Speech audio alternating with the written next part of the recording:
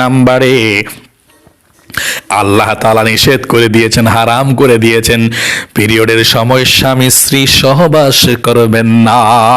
পিরিয়ডের সময় স্বামী স্ত্রী সহবাস করতে পারবেন না।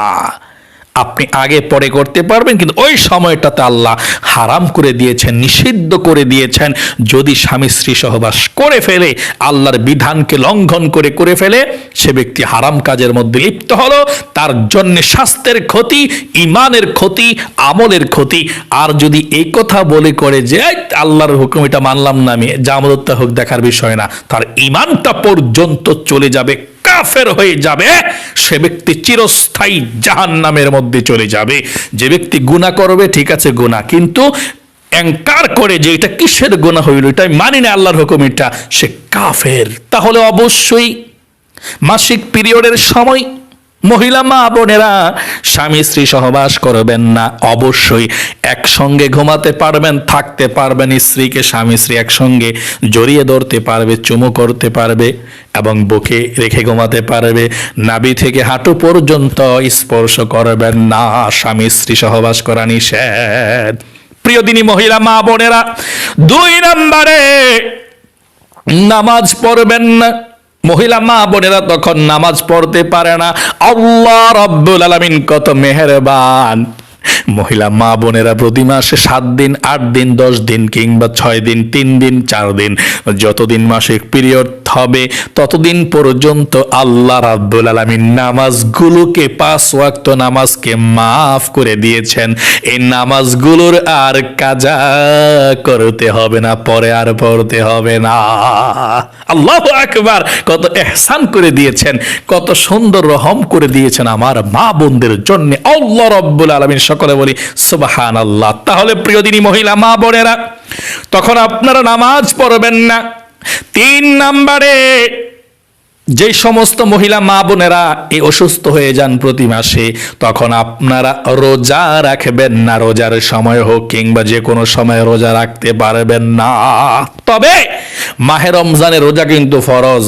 এই মাহে রমজানের রোজার সময় যদি হয়ে যান, নামাজ মাফ, তারাবি মাফ, কিন্তু রোজা মাফ নাই। রোজা কিন্তু যখন আপনি মাহে রমজানের পরে, আপনি 1 বছরের মধ্যে সামনে রোজা আসার আগে আগেই রেখে দিবেন।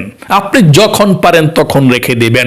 7টা রোজা ভেঙ্গেছে, আপনি একসঙ্গে 7টা রাখতে পারেন, অথবা একটা আজকে রাখছেন, আরেকটা 1 সপ্তাহ পরে রাখছেন, 1 মাস পরে রাখছেন। অর্থাৎ যখনই মন চায়, যতটাই মন চায় ততটাই রাখতে পারবেন, কোনো সমস্যা নেই ইনশাআল্লাহ। এমনটা নয় যে একসঙ্গে রাখতে হবে। তাহলে মহিলা মা বোনেরা, মাসিক পিরিয়ডের সময় রোজা রাখা যাবে না। সে রোজাটা পরে কাজা করতে হবে। একটার পরিবর্তে একটা, 3টা রোজা ভাঙতে গেলে 3টি রোজা, 60টি রোজা যদি ভেঙে যায় 60টি রোজা রাখবেন। তাহলে অবশ্যই জানতে পারলেন। 4 নম্বরে, কোরআন তেলাওয়াত আপনারা কখনো ভুলেও করবেন না এবং কোরআন শরীফ স্পর্শ আপনারা করবেন না। কোরআন শরীফ তেলাওয়াত করবেন না, কোরআন শরীফ ধরবেনও না। খবরদার, গুনাহ হবে। কোরআন পড়বেন না, কোরআন ধরবেন না। তাহলে জানতে পারলেন কোরআন শরীফ পড়া যাবে না। তবে কিতাবের মধ্যে এসেছে আপনি দোয়াগুলো পড়তে পারবেন। আপনার আয়াতুল কুরসি মুখস্থ আছে, তাই না? কুল হুয়াল্লাহ, কুল আউযু বিরাব্বিল ফালাক, নাস মুখস্থ আছে। আত্মরক্ষার জন্য আমল হিসাবে, দোয়া হিসাবে পড়তে পারবেন আপনারা। হ্যাঁ, কোনো সমস্যা নেই। আয়াতুল কুরসি রাত্রে পাঠ করে ঘুমান প্রতিদিন। এখন মাসিক পিরিয়ড হয়েছেন, আজকে রাত্রে পাঠ করে ঘুমাবেন, কোনো সমস্যা নেই ইনশাআল্লাহ।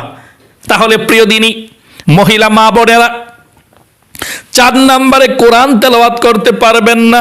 দোয়া হিসাবে পড়তে পারবেন যে কোনো আয়াত সূরা, এবং কোরআন শরীফ স্পর্শ করতে পারবেন না। অন্য কেউ যদি কোরআন তেলাওয়াত করে শুনতে পারবেন, কোনো সমস্যা নেই। 5 নম্বরে, মসজিদে প্রবেশ কখনো আপনারা মাসিক পিরিয়ডের সময় করবেন না। মসজিদের মধ্যে প্রবেশ করবেন না এবং বাইতুল্লাহর তাওয়াফ মক্কা মদিনায় গেলে করবেন না। খবরদার, আল্লাহর গজব নাজিল হবে যদি আপনি মাসিক পিরিয়ডের সময় মসজিদের মধ্যে প্রবেশ করেন অথবা তাওয়াফ করেন। যদিও তাওয়াফের সময় বুঝতে পারেন আপনি মাসিক পিরিয়ড হয়েছেন, সঙ্গে সঙ্গে তাওয়াফ বন্ধ করতে হবে বাইতুল্লাহ। আর যখন মক্কা মদিনায় যান, বন্ধ করে আপনি বাসার মধ্যে রেস্টে থাকতে হবে। প্রিয় দিনী মহিলা মা বোনেরা, তাহলে বুঝতে পারলেন 5 নম্বরে মসজিদের মধ্যে প্রবেশ করতে পারবেন না, তাওয়াফ করতে পারবেন না আল্লাহর ঘরের মক্কা শরীফের। 6 নম্বরে সর্বশেষ মাসিক পিরিয়ডের সময় মহিলা মা বোনেরা ইতিকাফ করতে পারবে না, ইতিকাফ করতে পারবেন না। তাহলে বুঝতে পারলেন প্রতি মাসে যে মহিলা মা বোনের অসুস্থ হন, 6টি কাজ ভুলেও করবেন না। আমি আপনাদেরকে আবার সংক্ষিপ্তভাবে বলে দিচ্ছি, তারপরে আমি আপনাদেরকে বলে দেব কোন কোন কাজগুলো করতে পারবেন, কোন কোন ইবাদতগুলো করতে পারবেন। আপনাদের কাছে ভালো লাগবে। সংক্ষিপ্তভাবে বলে দিচ্ছি। 1 নম্বরে মাসিক পিরিয়ডের সময় স্বামী স্ত্রী সহবাস করতে পারবেন না। 2 নম্বরে নামাজ পড়বেন না। 3 নম্বরে রোজা রাখবেন না, রোজাটা পরে কাজা করবেন। 4 নম্বরে কোরআন তেলাওয়াত করবেন না, কোরআন স্পর্শ করবেন না, তবে দোয়া হিসাবে পড়তে পারবেন। 5 নম্বরে মসজিদে প্রবেশ করবেন না, খানায় কাবা তাওয়াফ করতে পারবেন না। এবং 6 নম্বরে সর্বশেষ ইতিকাফ করতে পারবেন না। চলুন প্রিয় দিনী মহিলা মা বোনেরা, এখন জানবো আপনারা কোন কোন ইবাদতগুলো করতে পারবেন। অনেক মহিলা মা বোনেরা আছে জানি না যে মাসিক পিরিয়ডের সময় জিকির করা যায়। তারা বলে হায় হায় তোমার অপবিত্র আছো, মাসিক পিরিয়ড তোমার, এখন কি আল্লাহর নাম মুখে নিবা না? হায় হায় হায়, গুনাহ হবে। তাহলে কি গুনাহ হবে? না, কখনো না। একজন মহিলা মা বোন যখন মাসিক পিরিয়ড হয়, হাতের মধ্যে তাসবিহ নিয়ে নিয়ে জিকির করতে পারবে। সুবহানাল্লাহ সুবহানাল্লাহ এই জিকির করতে পারবে। আলহামদুলিল্লাহ আলহামদুলিল্লাহ এই জিকির করতে পারবে। আল্লাহু আকবার এই জিকির করতে পারবে। দুরূদ শরীফ সাল্লাল্লাহু আলাইহি ওয়াসাল্লাম অথবা দুরুদে ইব্রাহিম অথবা যেই কোনো দুরুদ পড়তে পারবে, কোনো সমস্যা নেই। এবং আল্লাহর কাছে মহিলা মা বোনরা দোয়া করতে পারবে। আল্লাহু আকবার। তাহলে প্রিয় দিনী মহিলা মা বোনেরা, জানতে পারলেন আপনি কোরআন তেলাওয়াত ছাড়া যেই কোনো জিকির আছে, সুবহানাল্লাহ আলহামদুলিল্লাহ লা ইলাহা ইল্লাল্লাহ আল্লাহু আকবার এবং সাল্লাল্লাহু আলাইহি সাল্লাম দুরূদ শরীফ সহকারে যত জিকির আছে, সমস্ত জিকিরগুলো আপনারা করতে পারবেন, কোনো সমস্যা নেই। ভণ্ড মানুষের কথা শুনবেন না, মূর্খদের কথা শুনবেন না। আল্লাহর নাম 100 বার উচ্চারণ নিবেন। যেহেতু নামাজ নাই, তখন বসে বসে জিকির করবেন, দোয়া করবেন, আল্লাহ খুশি হয়ে যাবে। সকলে বলি সুবহানাল্লাহ। প্রিয় দিনী মহিলা মা বোনেরা, মাসিক পিরিয়ডের সময় আপনি এভাবে যেই কোনো কিতাবাদি হাতের মধ্যে নিয়ে নিয়ে পড়তে পারবেন। কিতাবের মধ্যে যদি আরবি হাদিস থাকে তারপরেও পড়তে পারবেন। শুধু কোরআন শরীফের মধ্যে আরবি লেখাগুলো আপনি ধরবেন না, কোরআনের আয়াতগুলো।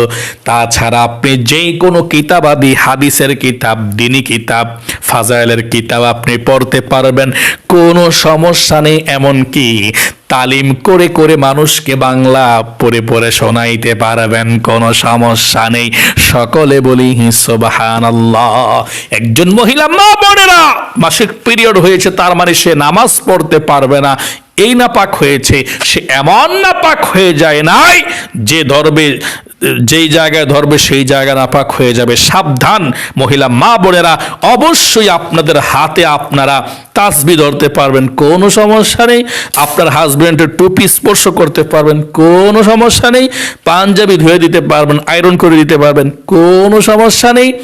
তার মানে সব কিছু স্পর্শ করা যাবে, কোরআন স্পর্শ করা ছাড়া। সকলে বলি সুবহানাল্লাহ। তাহলে প্রিয় দিনী মহিলা মা বোনেরা, আশা করি আজকের এই আলোচনার মাধ্যমে অনেকটাই আপনারা বুঝে এসেছে, অনেক কিছু বুঝছেন। আরেকটি কথা মহিলা মা বোনদেরকে বলছি, ও মহিলা মা বোনেরা, অনেক মহিলা মা বোনরা জানেই না যে মাসিক পিরিয়ড কোনটা, অসুস্থ কোনটা, হায়েস কোনটা, ইস্তেহাজা কোনটা, জানেই না। প্রতি মাসে মাসিকের নিম্ন সময়সীমা 3 দিন 3 রাত্র। একদিন ব্লাড দেখা দিয়ে পরের দিন ভালো হয়ে গেছে গা, আপনি নামাজ তো বন্ধ করে দিয়েছেন, পরে দেখলেন যে ভালো হয়ে গেছে গা, একদিন নামাজ কাজা পড়বেন, আপনি মাসিক নয়, আপনি হচ্ছে ইস্তিহাজা রোগের কারণে 3 দিন 3 রাত্র হইলে এটাই হচ্ছে মাসিক পিরিয়ড, উপরে 10 দিন 10 রাত্র। আবারও বলছি, নিম্ন 3 দিন 3 রাত্র হতে হবে, তাহলে আপনি মাসিক পিরিয়ড। এরপরে 4 দিন হইল, 5 দিন 6 দিন 7 দিন, এক একজনের এক একটা অভ্যাস থাকে, তার হবে, কোনো সমস্যা নেই, মাসিক পিরিয়ডই ধরা হবে। কিন্তু উপরে 10 দিন 10 রাত্র, এর উপরে আর মাসিক হয় না, পিরিয়ড হয় না। যদি ব্লাডিং দেখা যায় তারপরেও সেটা হচ্ছে ইস্তেহাজা। ওই সময় নামাজ পড়া লাগবে, রোজা রাখা লাগবে, কোরআন শরীফ পড়তে পারবে, ধরে ধরে ব্লাড গেলেও কোনো সমস্যা নেই। এটা জানেই না অনেক মহিলা মা বোনেরা। এই জন্যে আপনার মাসিক পিরিয়ড যখন আপনার মানে প্রতি মাসে অভ্যাস আছে 7 দিন হয় 7 দিন ধরবেন, বা 10 দিন হয় 10 দিন ধরবেন, পরে যদি আরো 2-3 বার ব্লাডিং দেখা যায় 1 দিন 2 দিন করে, সেটা হচ্ছে আপনার অসুস্থর কারণে, আপনি ডাক্তার দেখাবেন। তখন আপনি পূর্ণ নামাজও পড়তে হবে, রোজাও রাখতে হবে, আপনি পবিত্র, কিন্তু রোগের কারণে আপনার ব্লাডিং যাচ্ছে। এই নিয়মটা আপনারা খেয়াল রাখবেন ইনশাল্লাহ। অনেকে আছেন যে হায় রে 5-6 বার ব্লাডিং দেখা দেয়, নামাজই পড়ে না, বৈশা থাকে, না আমি হায় হয়েছি, আমি পিরিয়ড হয়েছি, ব্লাড দেখা যায়, আমি নামাজ পড়বো না।